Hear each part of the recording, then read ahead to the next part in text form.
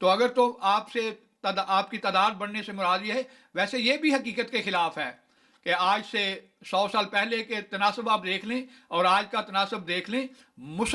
اسلام بڑھ رہا ہے، عیسائیت کم ہو رہی ہے۔ میں یہاں جرمنی میں رہتا ہوں، میں پچھلے ہفتے آخر میں گیا تھا، وہاں بہت بڑا چرچ ہے، وہ کہہ رہے ہیں ہم یہ چرچ خالی کر رہے ہیں کیونکہ یہاں آتا ہی کوئی نہیں۔ یہاں ہم دیکھتے ہیں اللہ کے فضل و کرم سے ہماری بھی یہاں مسجد ہے، میں چرچ کے ساتھ بھی میرے بہت اچھے تعلقات ہیں، چرچ میں زیادہ سے زیادہ 15-20 لوگ اتوار کو آتے ہیں، لیکن اللہ کے فضل و کرم سے ہمارے جو جمعے کی نماز ہے اس میں جگہ نہیں ہوتی مسجدوں میں بیٹھنے کے لیے، اور زیادہ تر نوجوان طبقہ آتا ہے۔ دیکھنے کی بات تو یہ ہے کہ کس طرح کے مسیحی بڑھ رہے ہیں، کیا ایسے مسیحی جن کو حضرت یسوع علیہ الصلوۃ والسلام خود رد کر رہے ہیں، وہ کہتے ہیں، میں کہوں گا کہ بے شک وہ معجزے دکھاتے ہوں، جیسے آپ نے ذکر کیا اپنی ایک کیسٹ میں کہ فلاں فلاں جو ہیں وہ معجزے دکھا سکتے ہیں، میں تو ایماندار نہیں ہوں۔ ان معجزے دکھانے والوں کے متعلق حضرت مسیح کہہ رہے ہیں کہ میں ان کو کہوں گا میری تم سے کوئی واقفیت نہیں ہے۔ تو اگر اس طرح کے محترم مسیحی بڑھتے ہیں تو ہم مانتے ہیں بڑھتے ہوں گے، لیکن حضرت عیسیٰ علیہ الصلوۃ والسلام یا حضرت مسیح علیہ الصلوۃ والسلام کے نزدیک وہ رد شدہ مسیحی ہیں، ان کا حضرت مسیح سے کوئی تعلق نہیں ہے۔ پھر اور میں آگے چلتا ہوں، ایک عیسائی مصنف ایس جی ولیمسن، پروفیسر گانا یونیورسٹی کالج، اپنی کتاب کرائسٹ اور محمد میں لکھتے ہیں، گانا کے شمالی حصہ میں رومن کیتھولک کے سوا عیسائیت کے تمام اہم فرقوں نے محمد کے پیرووں کے لیے میدان خالی کر دیا ہے صلی اللہ علیہ وآلہ وسلم۔ اشانٹی اور گولڈ کوسٹ کے جنوبی حصوں میں عیسائیت آج کل ترقی کر رہی ہے، لیکن جنوب کے بعض حصوں میں خصوصاً ساحل کے ساتھ ساتھ احمدیہ جماعت کو عظیم الشان فتوحات حاصل ہو رہی ہیں۔ یہ خوش کن توقع کہ گولڈ کوسٹ جلد ہی عیسائی بن جائے گا اب مارز خطر میں ہے، اور یہ خطرہ ہمارے خیال کی وسعتوں سے کہیں زیادہ عظیم ہے، کیونکہ تعلیم یافتہ نوجوانوں کی خاصی تعداد احمدیت کی طرف کھینچی چلی جا رہی ہے، اور یقیناً یہ صورتحال عیسائیت کے لیے کھلا چیلنج ہے۔ تاہم یہ فیصلہ بھی باقی ہے کہ آئندہ افریقہ میں حلال کا غلبہ ہوگا یا صلیب کا۔ اور بھی حوالے ہیں، میں اسی پر اکتفا کرتا ہوں، انشاءاللہ تعالی آئندہ کسی پروگرام میں تفصیل سے اس بات پر گفتگو ہوگی کہ مسیح کی اگر یہ ثابت ہو جائے کہ مسیح صلیب پر فوت نہیں ہوئے تو واقعی کسر صلیب ہو جاتی ہے، مسیحیت کا نام و نشان بھی نہیں رہتا عقائد کے لحاظ سے۔ تعداد جتنی مرضی بڑھتی رہے، تعداد کے بارے میں پہلے میں نے گزارش کر دی ہے۔ اب میں آخر میں عرض کروں گا کہ مرزا صاحب نے مسیح ہونے کا دعویٰ کیا ہے، ایک صرف جو ہے اس کی دلیل میں دوں گا اور بائبل سے کہ حضرت مرزا صاحب کا جو دعویٰ ہے اس کی حقیقت کیا ہے اور کیا وہ اپنے اس دعویٰ میں سچے ہیں یا نہیں۔ یہاں اعمال کی کتاب جو ہے اس کے باب 5 میں ایک واقعہ لکھا ہے کہ حضرت مسیح کے حواری تبلیغ کر رہے تھے لوگوں میں، تو بعض لوگ جو ہیں ان کو ستا رہے تھے۔ تو میں یہ واقعہ جو ہے اسی سے پڑھ کے بتاتا ہوں، اور پھر میں آپ کو بتاؤں گا کہ اس دلیل کی بنا پر کیا حضرت مرزا صاحب کا دعویٰ سچا ہے یا جھوٹا ہے۔ یہ لکھا ہے، باب 5 ہے، آیت نمبر 33 سے یہ بیان شروع ہوتا ہے۔ وہاں بعض حواری جو ہیں، یہ اسٹیفنس جو ہے اس نے جب وہ تبلیغ کی اور اس سنسار کیا گیا تو اس کے بعد کا یہ واقعہ ہے۔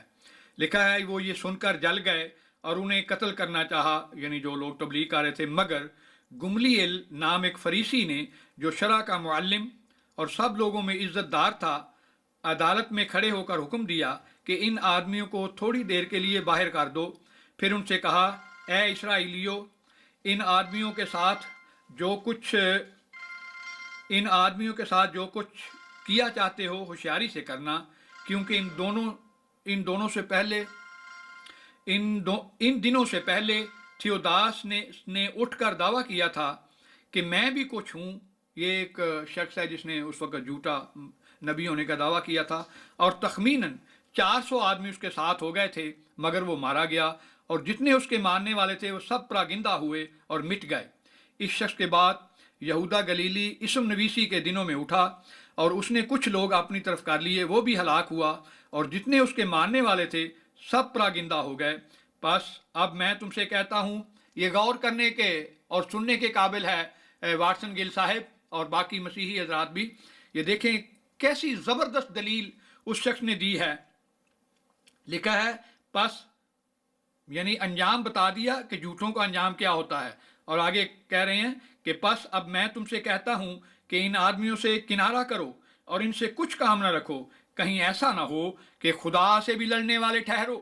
کیونکہ یہ تدبیر یا کام اگر آدمیوں کی طرف سے ہے تو آپ برباد ہو جائے گی۔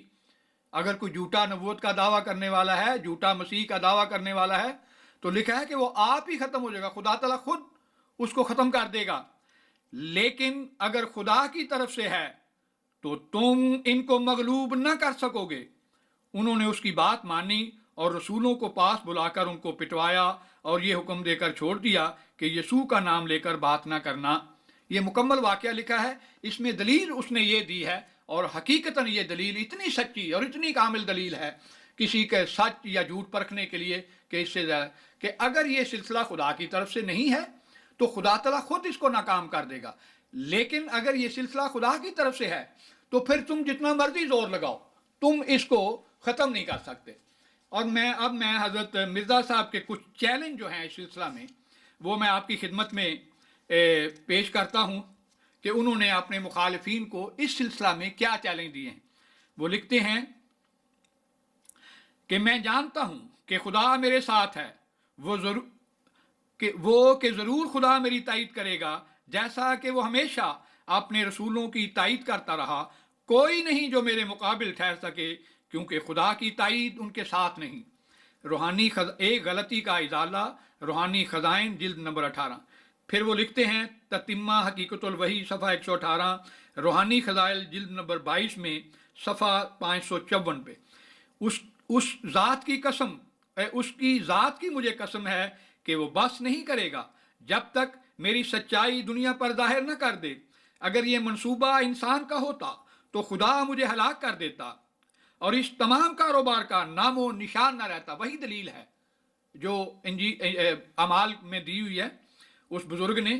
کہ اگر یہ منصوبہ انسان کا ہوتا تو خدا مجھے ہلاک کر دیتا اور اس تمام کاروبار کا نام و نشان نہ رہتا، مگر تم نے دیکھا کہ کیسی خدا تعالیٰ کی نصرت میرے شامل حال ہو رہی ہے۔ اے بندگان خدا، کچھ تو سوچو، کیا خدا تعالیٰ جھوٹوں کے ساتھ ایسا معاملہ کرتا ہے؟ پھر حقیقت الوحی میں لکھتے ہیں لیکچر لدھیانہ صفحہ 26، روحانی خزائن جلد 20 صفحہ 276 میں لکھتے ہیں کہ میں خدا تعالیٰ کی قسم کھا کر کہتا ہوں کہ میں صادق ہوں اور اس کی طرف سے آیا ہوں، مگر مجھے کذاب اور مفتری کہا جاتا ہے۔ پھر اللہ تعالیٰ ہر مقدمہ اور ہر بلا میں جو قوم میرے خلاف کرتی ہے مجھے نصرت دیتا ہے، پھر ایسی نصرت کہ لاکھوں انسانوں کے دلوں میں میری محبت ڈال دی۔ میں اس پر اپنی سچائی کو حسر کرتا ہوں۔ اگر تم کسی ایسے مفتری کا نشان دو کہ اللہ تعالیٰ پر اس نے افطرا کیا ہو، پھر اللہ تعالیٰ نے اس کی ایسی نصرتیں کی ہوں اور اس قدر عرصہ تک زندہ رکھا ہو، اس کی مرادوں کو پورا کیا ہو۔ اب آخر میں ایک حوالہ آپ کی خدمت میں پیش کرتا ہوں، اور میں واٹسن صاحب سے جو میرے بھائی ہیں درخواست کروں گا کہ اگر ان دلائل کا کوئی ان کے پاس جواب ہو۔ دلیل میں نے وہ انجیل سے دی ہے، لیکن ثبوت جو ہے وہ میں مرزا صاحب کے اپنے بیانات میں ان کو بار بار چیلنج دیا انہوں نے دنیا کو کہ اگر میں جھوٹا ہوں تو مجھے خدا تعالیٰ خود تباہ کر دے گا، تمہاری ضرورت ہی نہیں ہے۔ اور قرآن کی بھی یہی تعلیم ہے،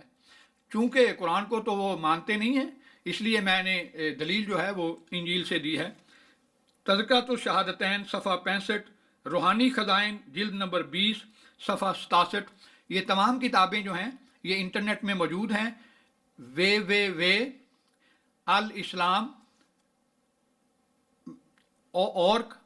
alislam.com ہے، کیا ہے اس کو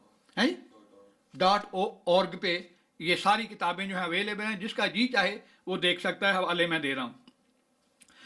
وہ پیش گوئی کے رنگ میں فرماتے ہیں کہ ہمارے سب مخالف جو اب زندہ موجود ہیں، یہ 1903 میں چین کی یہ تحریر ہے حضرت مرزا صاحب کی، ہمارے سب مخالف جو اب زندہ موجود ہیں وہ تمام مریں گے اور کوئی ان میں سے عیسیٰ ابن مریم کو آسمان سے اترتے ہوئے نہیں دیکھے گا۔